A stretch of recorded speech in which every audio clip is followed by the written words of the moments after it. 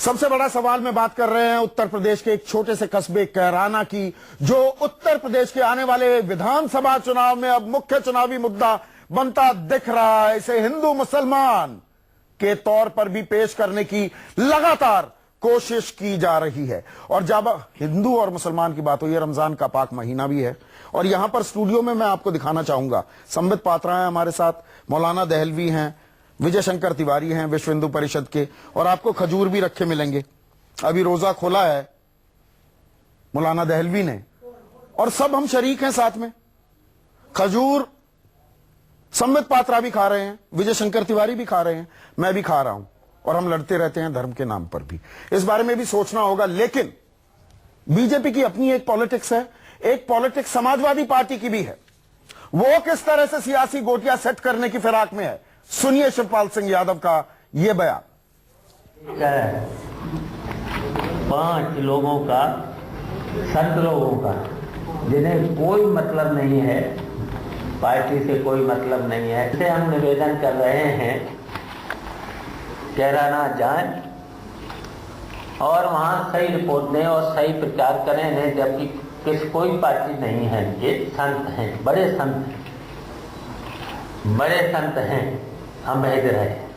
अभी तक तो पार्टी के लोग जा रहे हैं, हम भेज रहे हैं संतों से, निवेदन कर रहे हैं। असीम वकार, कमाल का फॉर्मूला इजाद किया है। तो फिर तो यूपी के डीजीपी भी एक संत को बना दीजिए, हर इलाके के कप्तान को भी एक संत को उसकी जिम्मेदारी दे दीजिए। अब संत जांच करेंगे। क्या कह रहे? नहीं, देखिए, संतों को भेजने के पीछे जो मकासद है, हाँ, वो ये है कि संत ना तो सियासी होते हैं, अच्छा, और ना सरकारी होते हैं, फोरेंसिक एक्सपर्ट होते हैं, जांच पड़ताल के तौर तरीके जानते हैं, ना वो निष्पक्ष।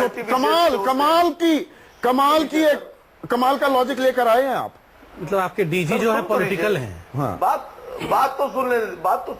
तो आ जाने दीजिए। हाँ, आप भी मुस्कुरा रहे हैं। अब आप तो, मैं समझता हूँ, सवाल भी पूछ रहे हैं और कोशिश आपकी है, कैंची लेके बैठ गए, जबान भी काट देंगे। सही बात। सवाल भी पूछेंगे, हाँ, और कैंची भी तैयार है। आप जवाब दीजिए ना, तो सवाल ना पूछिए। हाँ, जवाब नहीं है क्या? इज्जत करते हैं, हाँ, संत ईमानदार होते हैं, अच्छा, संत हक पसंद होते हैं, हाँ, संत ईमान की बात जो सच्चाई होगी वो बोलेंगे, हाँ, ना वो किसी के दबाव में होंगे, ना किसी। संतों को ही मंत्री बना दीजिए, संतों को ही संतरी बना दीजिए, संतों को ही डीजीपी बना दीजिए, रख लेते।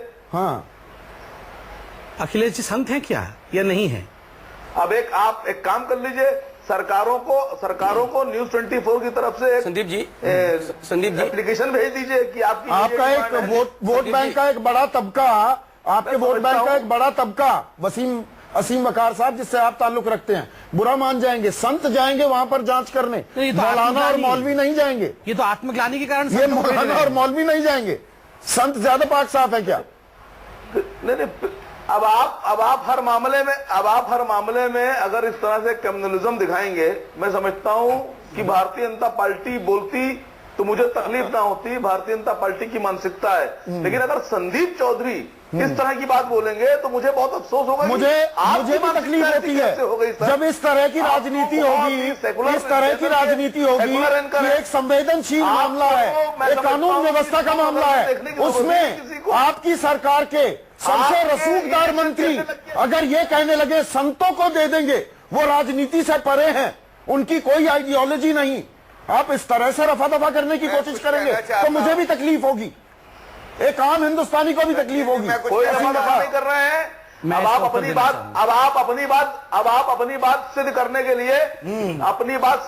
लिए गलत तरीकों का इस्तेमाल ना करें, और अगर चाहते हैं सच्चाई और सत्य सामने आए तो उसको सामना करना। विजय शंकर तिवारी, इसका तो स्वागत करेंगे। अब संत करेंगे तहकीकात, ये बड़ी साजिश है। अब खोजी संत है, ये बड़ी साजिश, संतों को बदनाम करने की। मुझे करता हूँ वकार साहब, मुझे तो अखिलेश सरकार जी की ये जो संतों को वहां भेजने के, संतों को बदनाम करने की बहुत बड़ी साजिश नजर आ रही है। कैसे? देखो, आज वो जाएंगे और कल को उनको सांप्रदायिक करार देंगे। वो जब वो ठीक बात कर देंगे कि यहाँ ऐसा हुआ है और यहाँ से पलायन हुआ है, किसका पलायन हुआ है, तो उस पर ये सांप्रदायिक करार दे देंगे। जो संत है, संतों को बदनाम करने का काम करेंगे। मंदिर बनना है तो संत चलो, जांच करानी कहीं और जाना है तो स्वतंत्र एजेंसी से जांच करानी है। आज आप संतों को कह रहे हैं कि करिए, बदनाम हो जाएंगे, बिल्कुल करिए, लेकिन संतों को बदनाम करने की कोशिश मत करिए।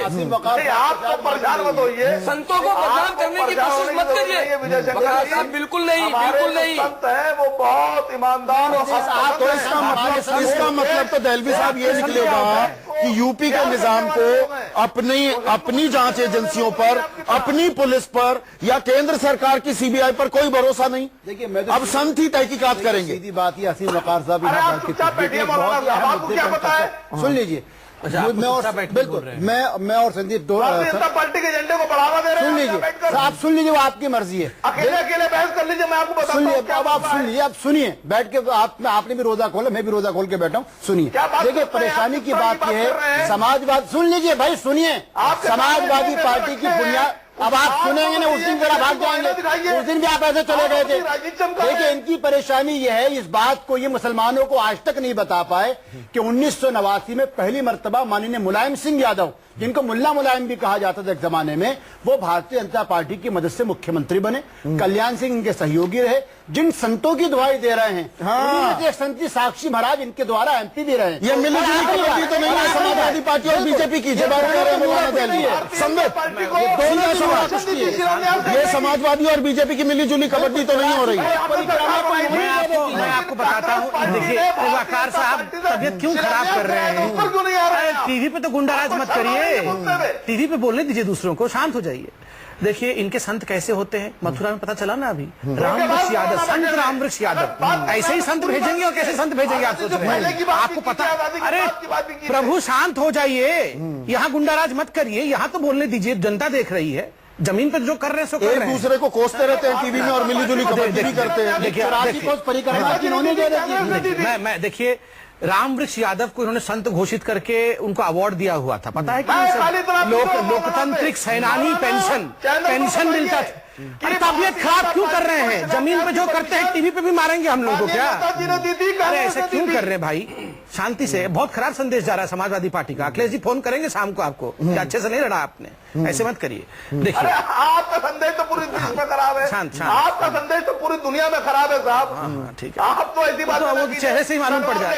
अरे शांत हो जाइए प्लीज, प्लीज गुंडागर्दी मत करिए सर, टीवी पे ये ठीक नहीं है। असीम वकार दूसरों को बोलने दीजिए, क्या है? असीम वकार दूसरों को बोलने दीजिए, दूसरों को बोलने दीजिए। देखिए असीम वकार जनता देखे समाजवादी पार्टी की रोजे क्या पर हैं, किस प्रकार का व्यवहार है। दीजिए जी। हाँ, मेरा सिर्फ इतना कहना है, ये क्यों संतों को भेज रहे हैं? ये आत्मग्लानी, ये इस आप स्वागत नहीं करते इस कदम का? संतों से हो जाए जांच। अच्छा पहले हत्या कर दें और उसके बाद हम स्वागत भी करें। हाँ। हत्या करके बोलेंगे नहीं, अब हत्यारे के परिवार के लोग जाके यहाँ पर देखेंगे कि हत्या कैसी हो गई है। नहीं, आप भी जांच दल भेज रहे हैं, तो वो संतों का जांच दल भेज रहे हैं। नहीं, ये तो सरकार में है। हाँ। ये तो सरकार में है, अभी तक बैठे क्यों हुए थे? इन्हीं के कारण से तो वहां से पलायन हो रहा है। देखिए मैं आपको दो इंस्टेंस, ये देखिए जरा, इनको देखिए जरा, इनके व्यवहार को देखिए। आप बताइए टीवी पे अगर ऐसा कर रहे हैं, जमीन पे क्या करते होंगे? सोचिए वकार साहब, ये तो अभी तक तो थप्पड़ मार के गोली वोली मार देंगे। यहाँ पर तो इतना चिल्ला रहे हैं। आप संतों को हत्यारा कह रहे हैं, आपको शर्म नहीं आ रही? आप संतों के बारे में ऐसी भाषा का, ऐसी शब्दावली का इस्तेमाल? कौन हत्यारा कहा? किसने कहा? कौन हत्यारा कहा? किसने कहा? किसने हत्यारा कहा संतों को? कौन कहा? रामवृक्ष यादव संत थे क्या? रामवृक्ष यादव की तो बात हुई, वो संत हैं तो बता दीजिए। अभी मैं ब्रेकिंग न्यूज चलाता हूं। तो इनकी लिस्ट में तो है ना, लोकतंत्र सेनानी पेंशन दे रहे थे, पूछिए इनसे। हाँ। ऐसे दे रहे थे। सुधींद्र भदौरिया इनको चेक करना चाह रहे हैं। सुधींद्र भदौरिया कैराना पे रहिए ना, कैराना पे रहिए, अभी कैराना पे रहिए। जैसे पकड़े गए कैराना पे रहिए, अभी अमेरिका घूमने गए थे। देखिए मैं आपको झूठी रिपोर्ट, तो मैं गुजरात की बात करूंगा फिर।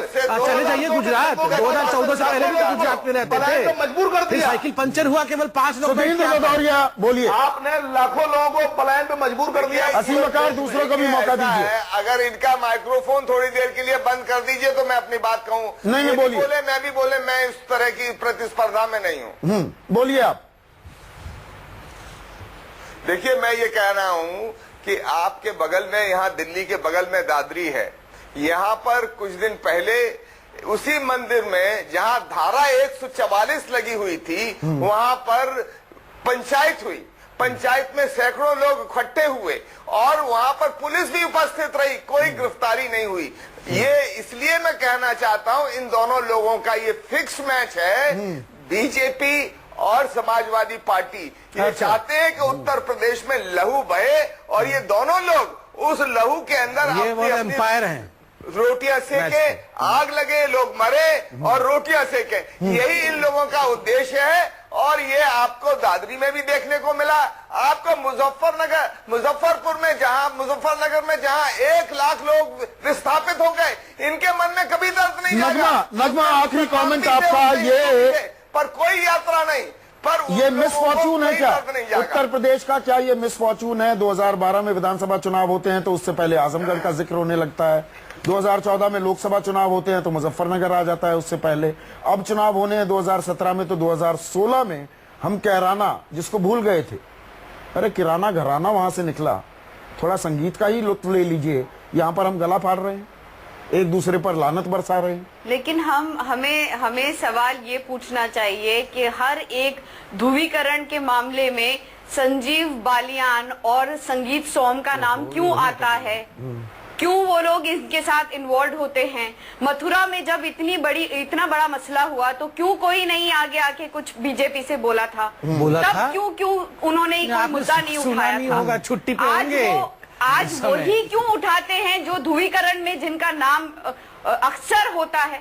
मैंने जैसे आपसे कहा कि मेरे भी लोकसभा चुनाव में जहां संजीव बालियान का कोई काम नहीं था, वो वहां पर उस दौरान उन दंगों में मौजूद थे। मैडम परेशान है, आपने चुनाव हारने का बहुत गम है मैडम, इन सारी वो चीजों निकल नहीं रही है। इसमें सच्चाई मथुरा में देखिए, अमेरिका। चलिए, पर बात ये है, मैं इसे समराइज करूं, 6 मेरे खास मेहमान हैं, आप सभी की इजाजत से एक लाइन में मैं समराइज करूं, ये सियासी फसल काटने से पीछे या इससे बात कोई भी राजनीतिक दल नहीं आ रहा है। संबित पात्रा, मौलाना दहलवी, विजय शंकर तिवारी, नगमा, सुधींद्र भदौरिया और असीम वकार, आप सभी का बहुत बहुत शुक्रिया। फिर से रिआइटरेट करूंगा, चुनावी फसल काटने से कोई भी दल, कोई भी सियासी दल, कोई भी राजनीतिक पार्टी गुरेज नहीं कर रही है। मैंने आपसे सवाल पूछा था शुरू में, बीजेपी कैराना को यूपी का सबसे बड़ा मुद्दा बनाने में लगी है क्या?